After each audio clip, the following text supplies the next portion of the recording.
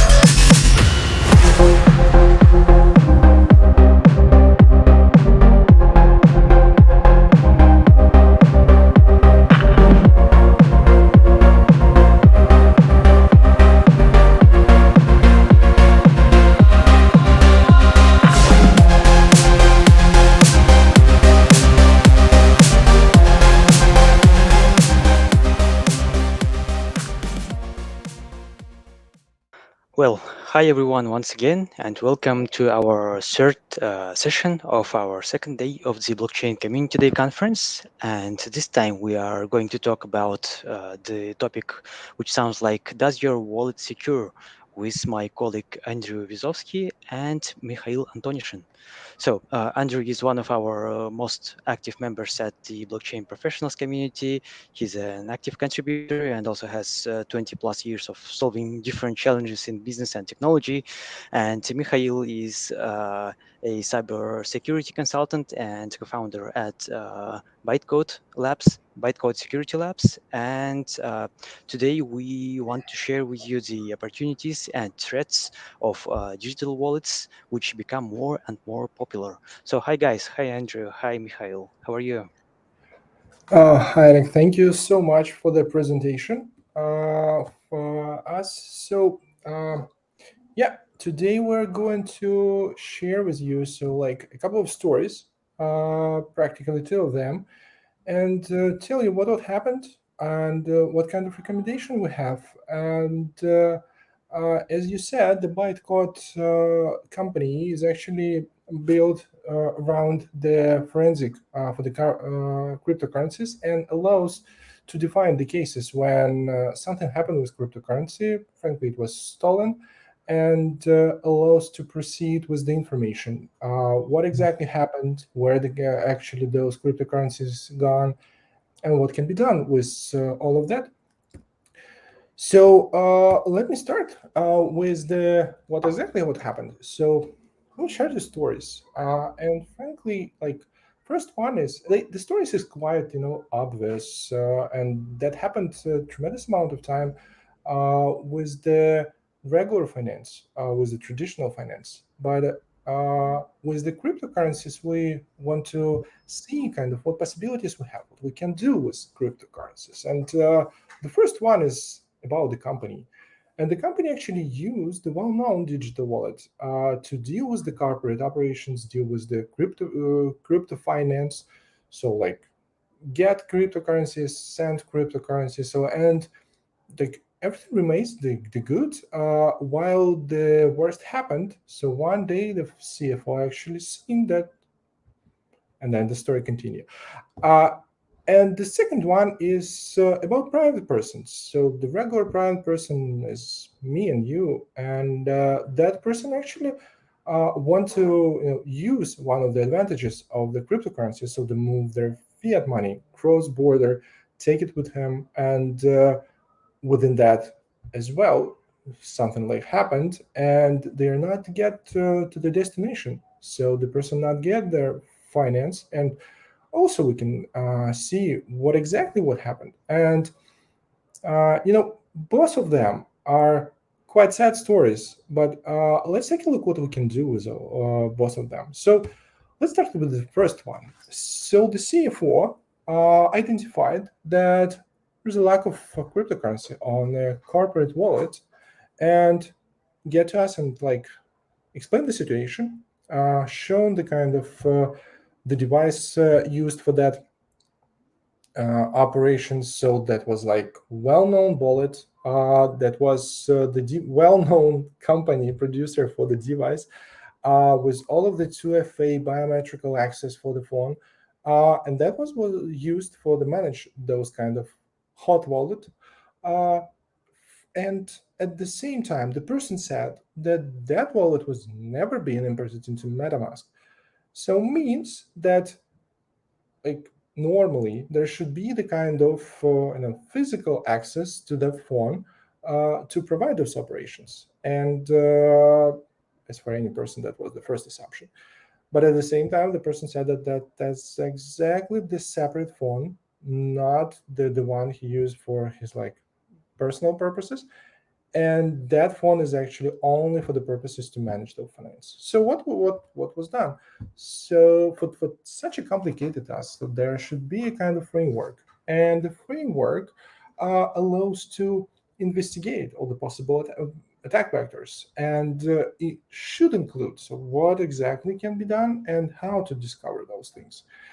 So starting from the surface discovery, so like aligning with hypothesis, see what's going on. So all the kind of surface things, check with all of the kind of what was happened with victim, what like in general was being done with during those days. And next step is like the general task for the kind of investigations is transaction analysis.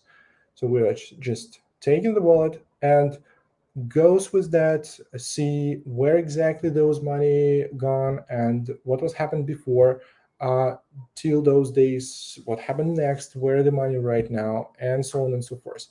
So that kind of thing is like the beauty of blockchain. So it allows us really to do this kind of discovery, which we can't do, literally can't do with traditional money, because in that case we would need to go to the bank, ask those kind of personnel, so can you please share with us those information to do those kind of investigation. But and that all the time it takes like tremendous amount of time to get to that information to do this discovery, and at the end of the time it's quite difficult then to catch someone. But with the blockchain, with this kind of all the traceability, we're easily can identify at least where those kind of money goes gone.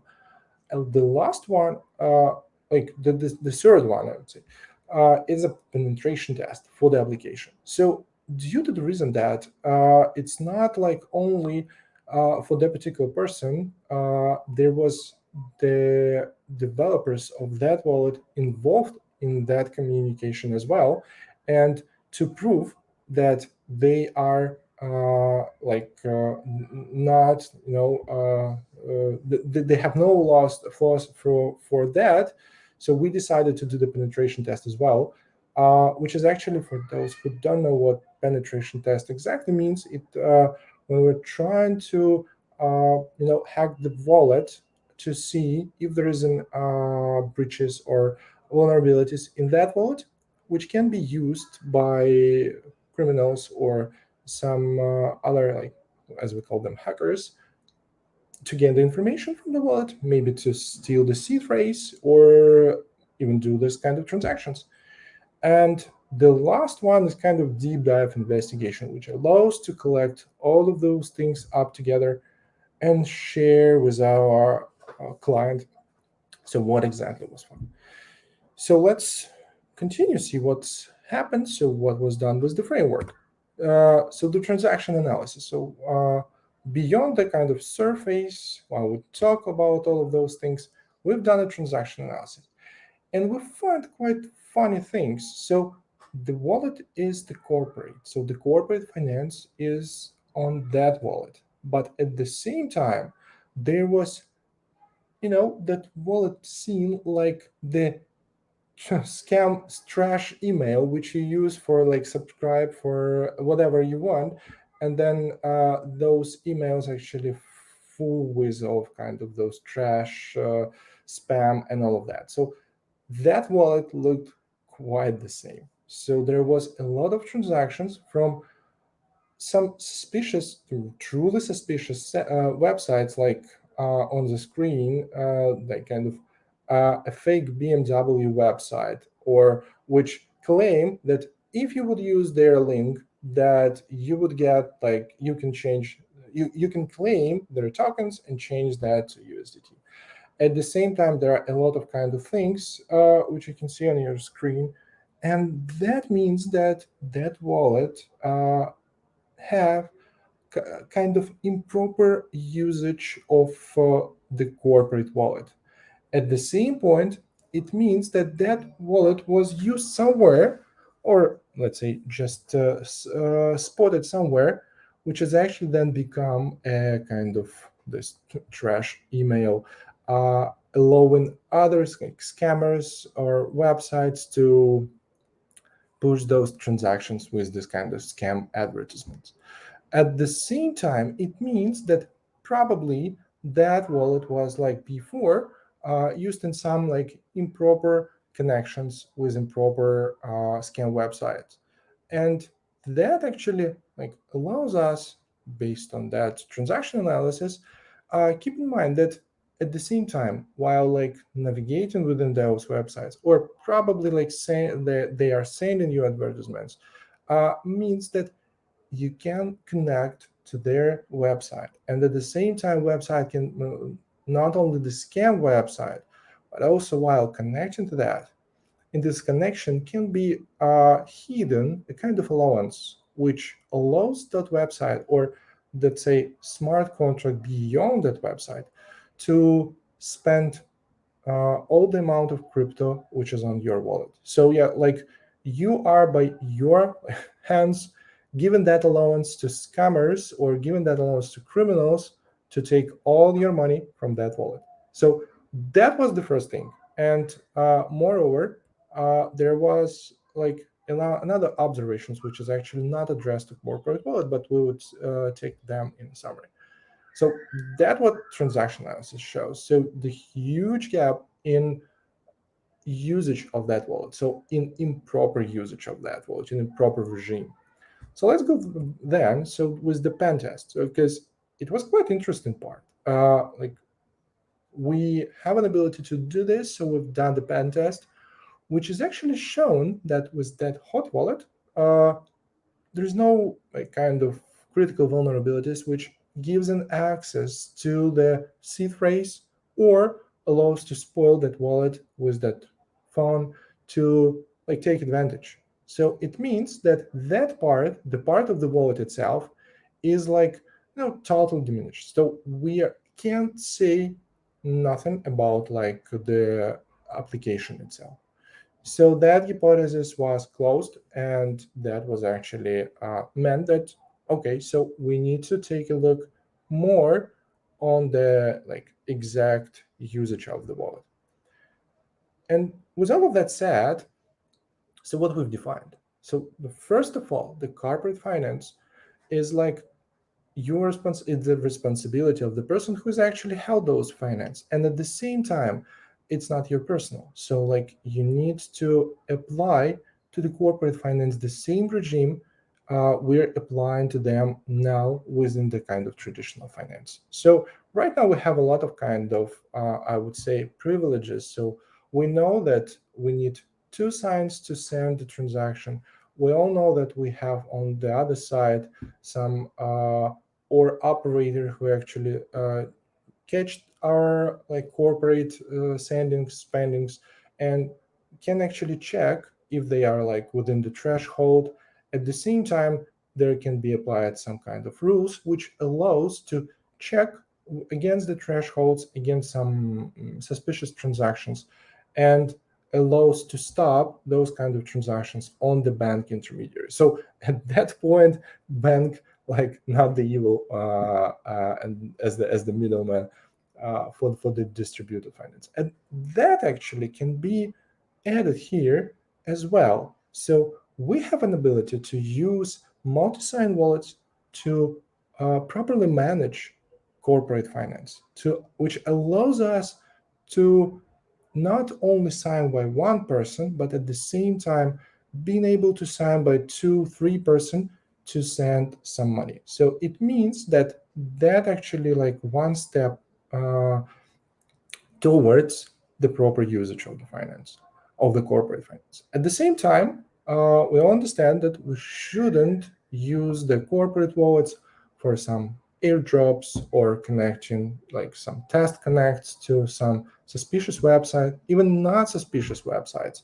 So the only proper usage. And if you see that you get some suspicious transactions or with kind of advertisements on your corporate wallet, so it means that that corporate wallet like already highlighted somewhere and should be changed to managing corporate finance. So and also the person who is actually responsible for creating those kind of wallets should follow strict security rules, because that another point where they actually can the wallet or information about the wallet like seed phrase can be taken, our like private keys can be taken. So the person should definitely know how to securely create those kind of wallets, what environment to use for that. So and how to check if the kind of mobile phone or the computer is like totally secure and there's no breaches and person can trust that and can do this from that particular device. So all of that rules should be taken into account. And for sure, there is like another option can be done, and the cold wallet should be like not just could be, but should be a part of the managing corporate finance. So that's the first story. The investigations goes on. So the money is not returned yet, but it's I can say it's proceed with that kind of investigation and give a lot of information about what is done, and as well the for that corporation it's actually like the huge step towards the proper management. They change their rules and change their policies related to the finance. So let's switch to the second story, and let me ask Mihail to help us here. So to tell that story from the kind of first point, and yep, Mihail, please proceed with that. Okay, thank you, Andrew. The second case I want to tell you about is theft of funds from a wallet by an advisor. Here's a little brief background of this case. We are approached by a member of an local investment community requesting associate in resolving the incident. Here's a brief. The club member asked an advisor to help transfer money from their wallet to their parents' account using their own wallets, which was kept at home. But login and password for wallet were known only parents, and seed phrase was written on piece of paper. Several days later of that, it was discovered that all the funds in the wallet had been transferred.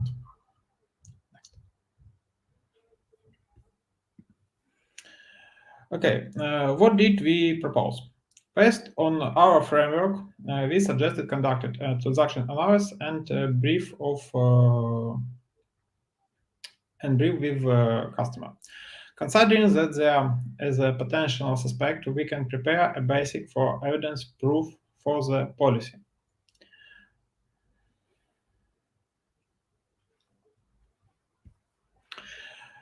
Okay, during the transaction analysis, it is determined exactly the transactions went. In our case, the funds were withdrawn through multiple transactions using proxy wallets. How did he gain access to the balance? I think he preliminary investigation indicated that the leak possibly occurred after the money was transferred to the parents. Our team suspects that perpetrator managed to obtain access to the seed phrase, which allows them to restore access to the wallet. As a result of our work, our team has prepared a report for includes a questionnaire with responses and the resultant transaction analysis. Based on this data, it's possible to file a complaint with the cyber policy to initiate future investigation actions.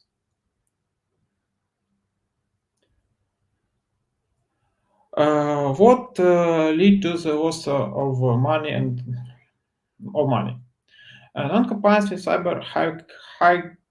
cyber hygiene rules, specifically keeping the money in one place.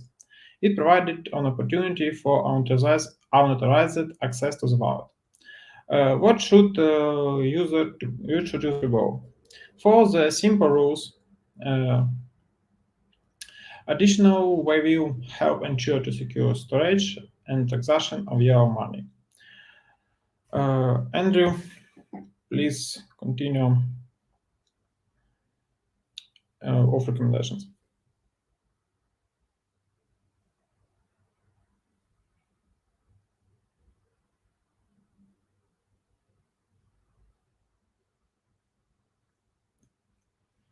Andrew, Identify the kind of problems. You can identify what was happened, and at the same time they stick to the weakest point in the chain. So it's not about blockchain weak point, but about the human chain is the weak point. So in both cases we see that unfortunately the person who's actually managed those wallets is the weak chain, the weak part of the chain. So to do this, so to deal with that, we understand that cryptocurrencies, they are already not quite new. So they are become more and more in our lives. So we already are able to pay from the cryptocurrency wallets for some goods and do some spendings through the different kind of schema with different kind of even credit cards. But at the same time, we see how those kind of basic rules are not following to keep those money safe and sound. So let's take a look. So what can be done? So take a look from the corporate wallets perspective, and at the same time the corporate wallets perspective is like more strict perspective, more hard perspective, and it can be also applied to the managing personal wallets, and that's where it is. So and that would actually make you more, let's say, safe, more calm, and trust those cryptocurrency wallets you have. So the corporate wallet create a schema which is actually consists of the hot wallet and the cold wallet, which allows you to be quite sure that with the hot wallet, if something happened, that actually the amount of money you are able to risk. When within the cold wallet is the amount of money you are not going to risk at any chance. But at the same time, you should be quite sure about cold wallets. So while using the hardware of the cold wallets, you should actually consciously and wisely discover which one is actually fit to your schema, fit to your organization, and at the same time, if it's like secure and have good reputation as the cold wallet storage. Another thing is apply multi-sign. The multi-sign solution is quite simple from the perspective of applying it to the cryptocurrency wallet, but at the same time, it gives you like 2FA, two-factor authentication, the same like huge amount of protection. So there will be no possibility to send transaction above the threshold, which is actually not signed by two people. So, like, it means that you're sharing responsibility for signing those transactions with someone else. And at the same time, I mean, someone else you trust. In the company, there are always two people who is actually responsible for that. So that can be accountant and CEO of the company. At the same time, it can be accountant and CFO of the company. So there are always people who can be responsible for that and being able to share that responsibility. If you want to like provide even huger like amount, there can be like not only two signs but three signs, etc. And if you see something suspicious, if you see something happened within that wallet, which is like, you don't like, you see that some new transactions appeared, not as expected one, or something else happened you can always change that wallet and being able to switch your money to that wallet to be 100% secure. From the personal wallet's perspective, the same thing. As I said, we can use the cold wallet approach. Never leave your seed phrase like being seen by another person. And it means not only doing those operations of creation, this kind of wallets securely and not seen by anyone, but at the same time, never store that phrase at like one place altogether. There are tremendous amount of solutions which can be used how to keep that seed phrase.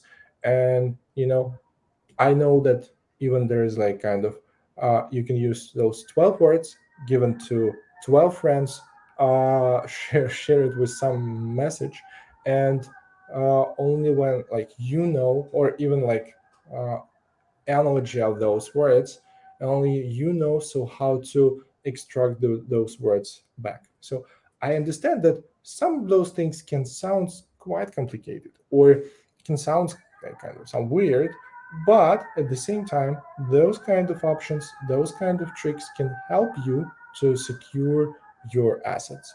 And for sure, uh, always following the common cybersecurity rules, because you're creating digital wallets, means you're in a digital space with the digital gadgets, which is actually can be vulnerable as well, and you need to keep it in mind.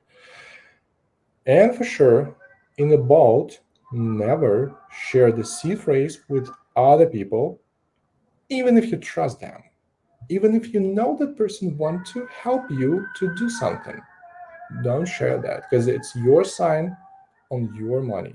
And that person who is actually keep that seed phrase or keep the private key, that person actually own that money. You should always be sure about that. And at the same time, I don't want to leave you like in that kind of stage that like we share the stories, they're not so good. The like the people are like,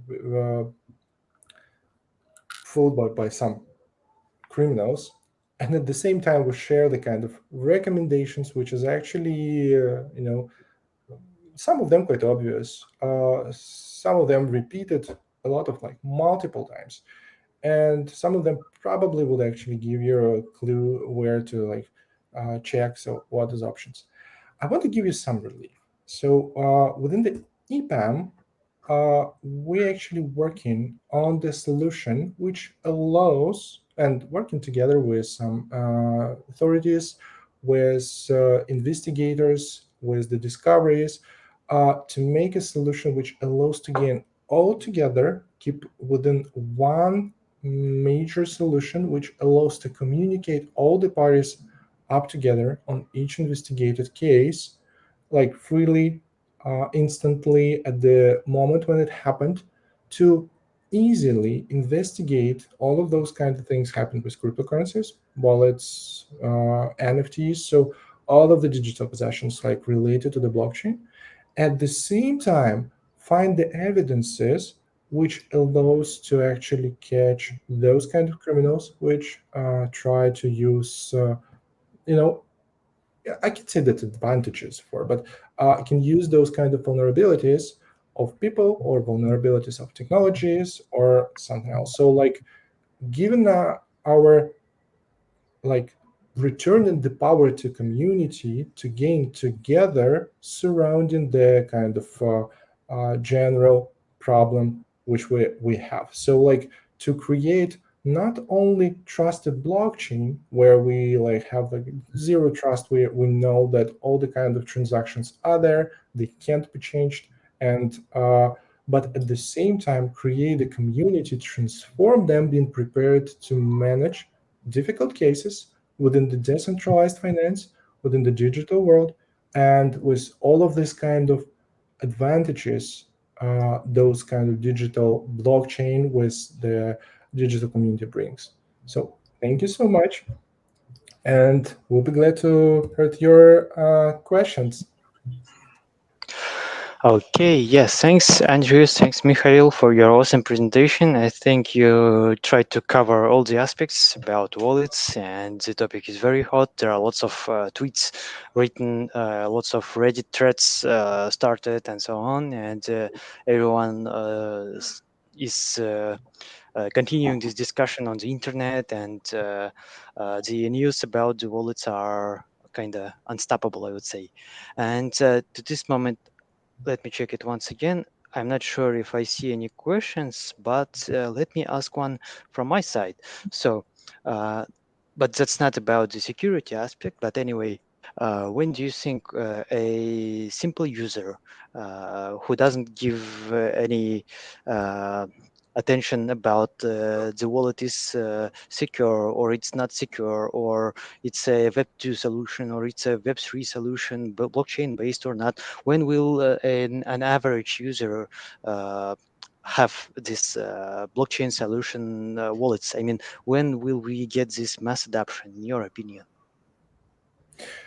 Um, I would say that we have the situation quite the same. Like history is always like kind of repeating itself, but maybe in some another form.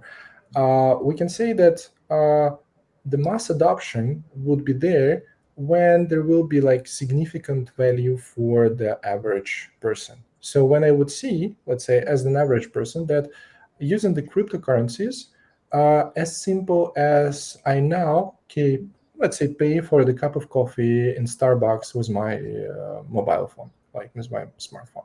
So when I would do the same, but with cryptocurrencies, and the same time, that would gives me like more advantages versus the uh, spending like traditional money. So from that perspective, we would have this kind of huge mass adoption of that. But right now, there's still a kind of gives us advantages uh, for the, let's say, territories or for the places where there is a kind of difficult to get to the traditional finance, so like alternatives. And there it's already working, the people is already like using that. But we can say about the mass adoption, but still it's like already the beginning. And at the same time, people should learn about that, people should know about that, and always like be aware that no one actually cover your back while you're using that digital wallets and digital currency. So you're like fully responsible for what you're doing, and you should be conscious like about that, and try to secure yourself, your finance with different types of options already in use, already proposed, and already can be like installed and being used daily without like significant knowledge about technologies or crypto or whatever else. Okay, yes, I think you are very, very right. I mean, yesterday we had a comment from one viewer who told that is it true that uh, the user interfaces and user experiences are missing for the mass adoption? I mean, an average person really doesn't pay any attention about the base of the solution, but if the thing is usable, if it's comfortable to use, easy to use, then the person will use it. And yeah, it's not about the thinking of the technology itself, but about something what's easy to use. And yeah, I totally agree with you in these matters. And I would like to also point that we already had a couple of other recordings, a couple of other brown bag sessions on our community's YouTube channel. So we previously had sessions about multi-party computation with Vasily Pavlov, and also had a session about account abstraction. And I think your session was a great input about to continue the discussion about wallets, to continue the discussion about security issues. And let me check once again if we will have any questions. Just a second.